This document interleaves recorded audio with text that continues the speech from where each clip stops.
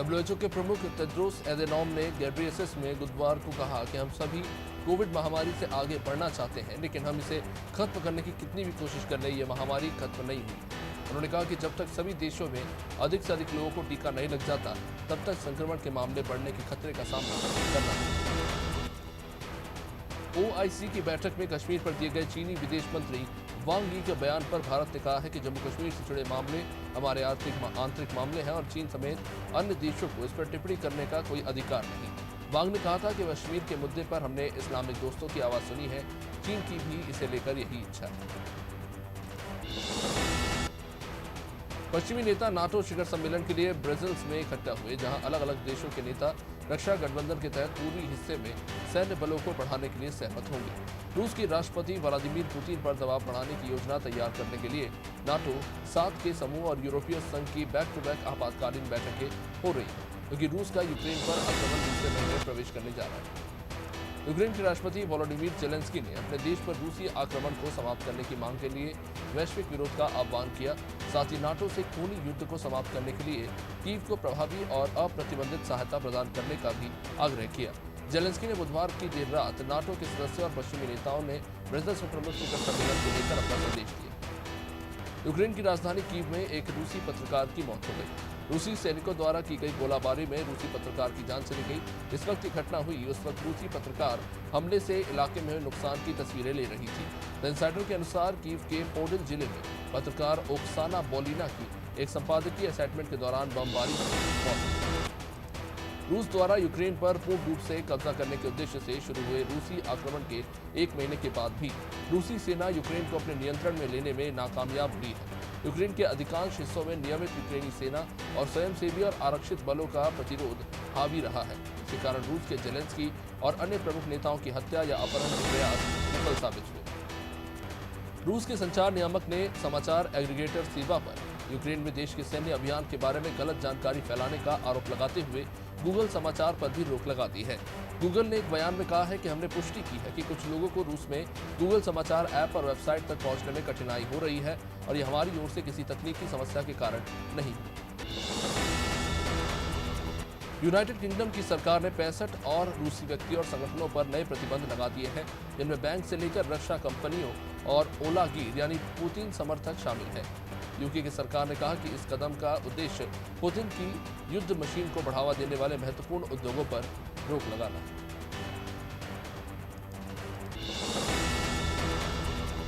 एक महीने के अंतराल के बाद रूस का शेयर बाजार आर्थिक रूप से ही शुरू हो पाया, लेकिन पुतिन सरकार के स्टॉक बेचने पर रोक लगा दी गई है। रूसी मुद्रा के रिकॉर्ड निचले स्तर पर गिरने के बाद हालात बेहद खराब हैं। इसके कारण ये कदम उठाना पड़ा है। विदेशी शक्तियों द्वारा मॉस्को पर अभूतपूर्व प्रतिबंध लगाने के बाद केंद्रीय बैंक ने अधिकांश व्यापार को निलंबित करने का आदेश दिया है। तुर्की का अपने पड़ोसी देश रूस के साथ निर्यात आधा हो चुका है, जबकि तुर्की का यूक्रेन को निर्यात शून्य के करीब जा पहुंचा है। तुर्की नाटो सदस्य भी है और यूक्रेन और रूस के साथ तुर्की अच्छे राजनीतिक संबंध भी रखता है। तुर्की दोनों देशों के साथ समुद्री सीमा साझा करता है और दोनों के बीच मध्यस्थता करने का प्रयास भी कर रहा है। बिहार के मंत्री मुकेश सहनी के नेतृत्व वाली विकासशील इंसान पार्टी के 3 विधायकों के बीजेपी में शामिल हो जाने के बाद सत्तारूढ़ बीजेपी 77 विधायकों के साथ राज्य की विधानसभा में सबसे बड़ी पार्टी बन गई है। 75 विधायकों वाली आरजेडी अब विधानसभा में दूसरे नंबर पर है। मुख्यमंत्री नीतीश कुमार के नेतृत्व वाली जेडीयू के पास 45 सीट है। जम्मू कश्मीर के पूर्व मुख्यमंत्री और पीडीपी प्रमुख महबूबा मुफ्ती ने द कश्मीर फाइल्स को लेकर कहा है कि कश्मीरी पंडितों के साथ जो हुआ वो भयानक है। उन्होंने कहा कि मैंने अभी तक कश्मीर फाइल्स नहीं देखी, सुना है इसमें बहुत खून खराबा दिखाया गया है। महबूबा के अनुसार हम कश्मीरी पंडितों का दर्द समझते हैं, लेकिन आप हर कश्मीरी मुस्लिम से नफरत नहीं कर सकते। आम आदमी पार्टी के नेता राघव चड्ढा ने गुरुवार को दिल्ली के राजेंद्र नगर विधानसभा क्षेत्र के विधायक पद से इस्तीफा दे दिया। चड्ढा ने दिल्ली विधानसभा के अध्यक्ष रामनिवास गोयल को अपना इस्तीफा सौंपा। गौरतलब है कि आपने पंजाब में 117 में से 92 विधानसभा सीटें जीतने के बाद चड्ढा को राज्यसभा के लिए नामित किया।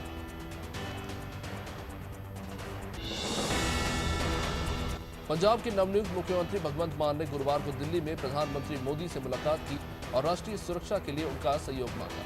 मान ने प्रेस वार्ता में कहा कि प्रधानमंत्री मोदी ने आश्वासन दिया है। मान के अनुसार प्रधानमंत्री ने उन्हें चुनाव जीतने के लिए बधाई भी दी है और उनकी अच्छी सेहत की कामना भी की।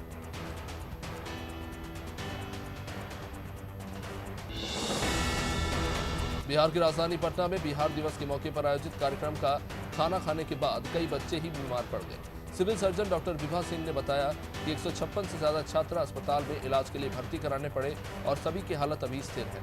सिंह के अनुसार ज्यादातर ने बदहजमी और उल्टी की शिकायत ही बताई है।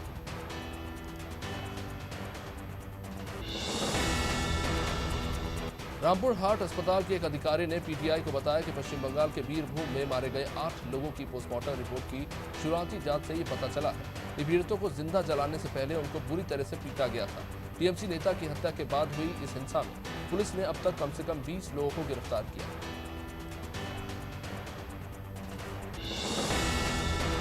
पुलिस के अनुसार उत्तर प्रदेश के नोएडा में एक युवती ने कथित रूप से आत्महत्या की, जहां पुलिस ने बताया कि युवती बीटेक अंतिम वर्ष की छात्रा थी। पुलिस के अनुसार घटनास्थल से सुसाइड नोट बरामद हुआ है, जिसमें यह लिखा है कि कॉलेज प्लेसमेंट में कई बार शामिल होने के बाद भी वो सफल नहीं हो पाने से काफी परेशान थी।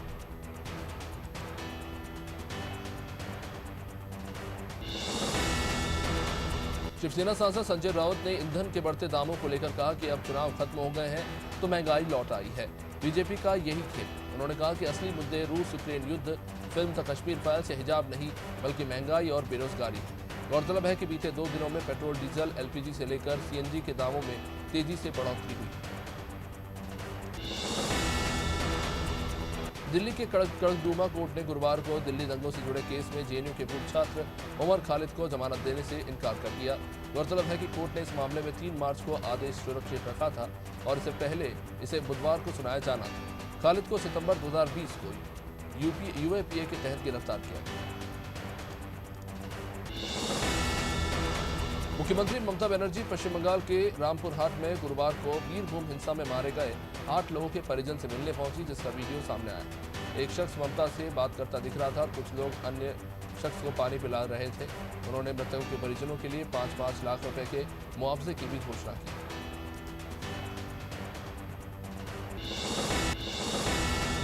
सीबीआई की एक अदालत ने गुरुवार को एनएसई के पूर्व ग्रुप ऑपरेटिंग ऑफिसर आनंद सुब्रमण्यम की को-लोकेशन स्कैम मामले में जमानत याचिका खारिज कर दी। सीबीआई का कहना है कि सुब्रमण्यम हिमालय योगी बनकर तत्कालीन एमडी चित्रा रामाकृष्ण के फैसलों को प्रभावित कर रहे थे।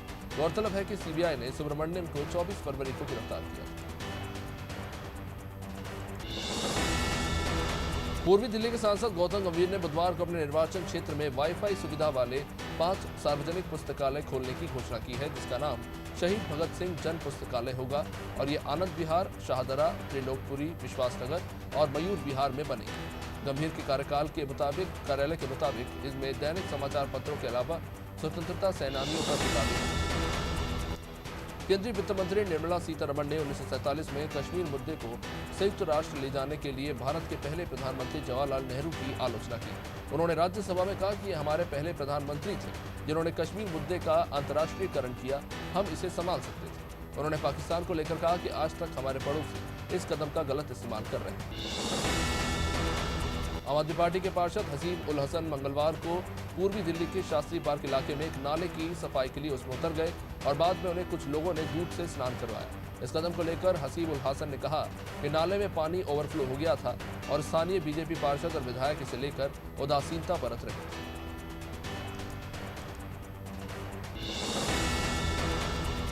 ठाणे महाराष्ट्र के विट्ठलवाड़ी रेलवे स्टेशन का एक वीडियो सामने आया है, जिसमें कथित तौर पर आत्महत्या के लिए पटरी पर कूदा एक 18 साल का शख्स जिसको एक कांस्टेबल ने ट्रेन गुजरने से ठीक 3 सेकंड पहले बचा लिया। घटना में दोनों को कोई चोट नहीं आई है। हालांकि पुलिस के अनुसार वो बेहद डरा हुआ युवक जो था, वह बेहद डरा हुआ था। ट्रेन के आगे कूदने की वजह उसने बताया।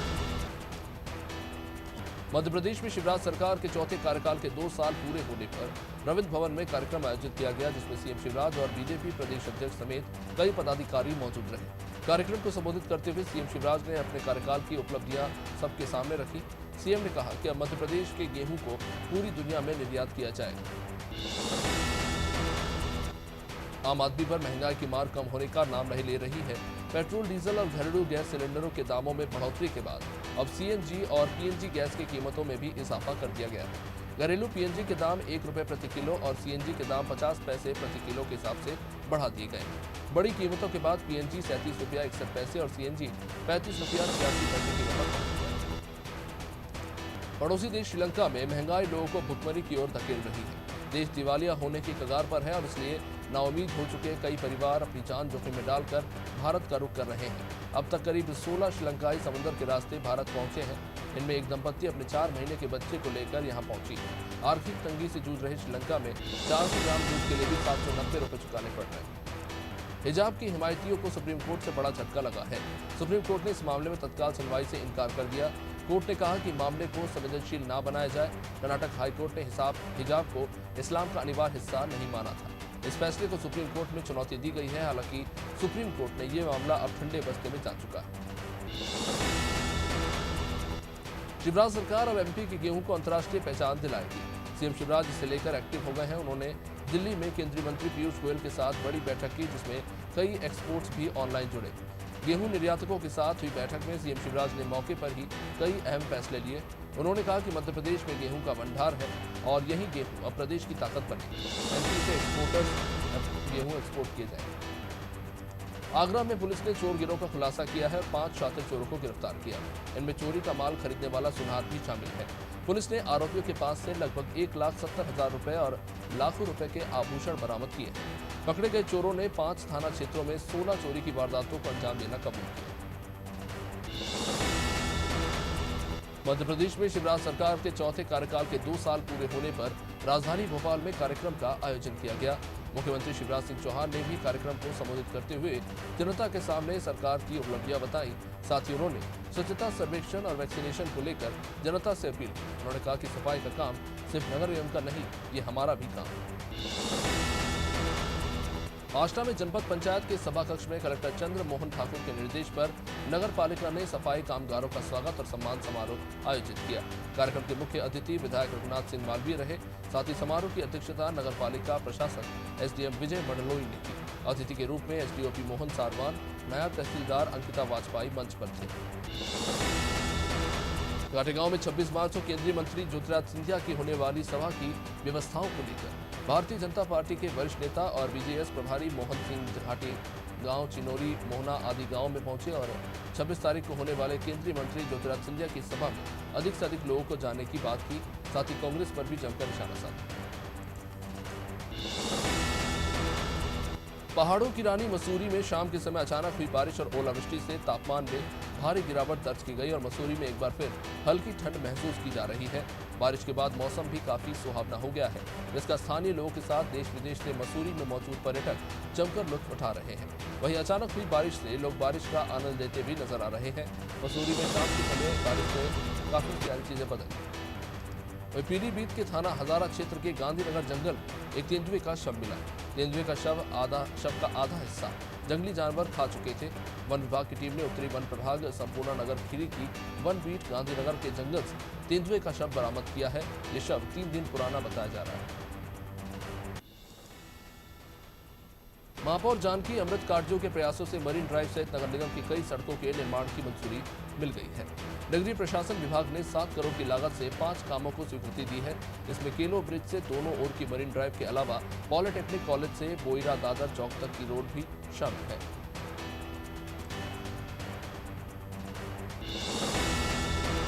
जवेरा में नाबालिग का अपहरण कर दुष्कर्म की घटना के बाद क्षेत्र में आपराधिक घटनाओं के कारण तनाव बढ़ गया है। इस बीच जवेरा विकास मंच के युवाओं द्वारा जवेरा बंद और धरना प्रदर्शन करने का ऐलान किया गया। इसकी सूचना कलेक्टर, पुलिस अधीक्षक दमोह और एसडीएसएम तथा थाना प्रभारी को दी गई।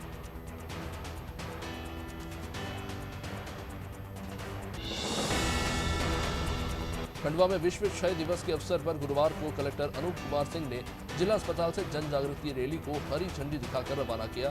जो जिला अस्पताल से शुरू होकर नगर निगम, घंटाघर और बॉम्बे बाजार से होते हुए वापस जिला अस्पताल परिसर में संपन्न हुई और बताया गया, जिसमें कि टीबी की जांच और इलाज सभी सरकारी अस्पतालों में मुफ्त रूप से उपलब्ध है। रायगढ़ जिले के विभिन्न मंडलों के लगभग 60 से भी ज्यादा चिकित्सा मित्रों ने भाजपा की सदस्यता ग्रहण की। भाजपा चिकित्सा प्रकोष्ठ के जिला संयोजक डॉक्टर पवन अग्रवाल के कुशल नेतृत्व में जिले भर में जनसेवा और स्वास्थ्य के क्षेत्र में जागरूकता कार्यक्रमों का निरंतर आयोजन किया जा रहा है। इसका लाभ समाज के हर तबके के लोगों को मिल रहा है।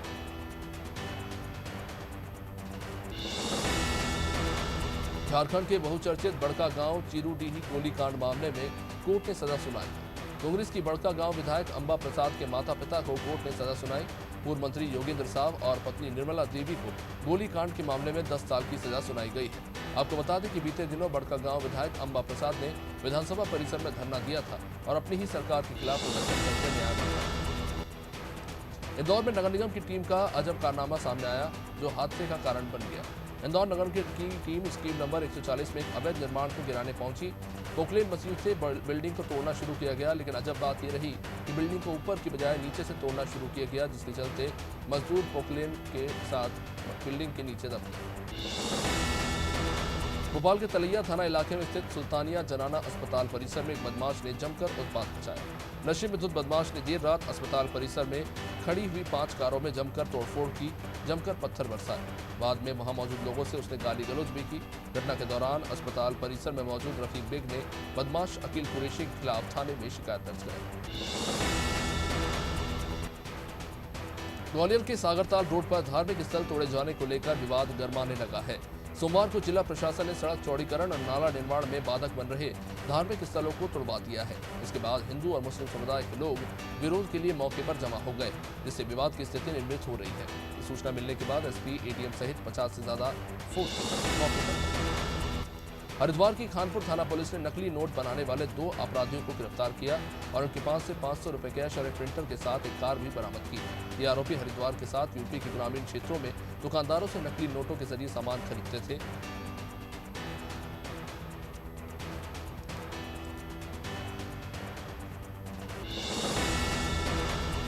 केंद्र सरकार दिल्ली में 3 नगर निगम को एक में लाने की पूरी तैयारी कर चुकी है। मोदी कैबिनेट ने मंगलवार को तीनों नगर निगमों के एकीकरण को मंजूरी दे दी है। संभावना है कि दिल्ली एमसीडी इंटीग्रेशन बिल को लोकसभा में पेश कर दिया जाएगा।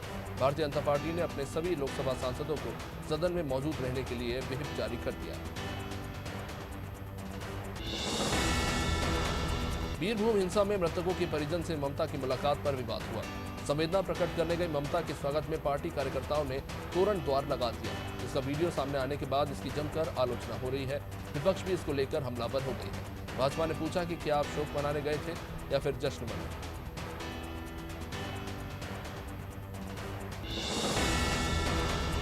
और बालोद जिले के दिल्ली राजरा से जहां कुसुम कसा बीट के जंगल में बीती रात आग लग गई। इस पर काबू पाने के लिए कोई कोशिश नहीं की गई।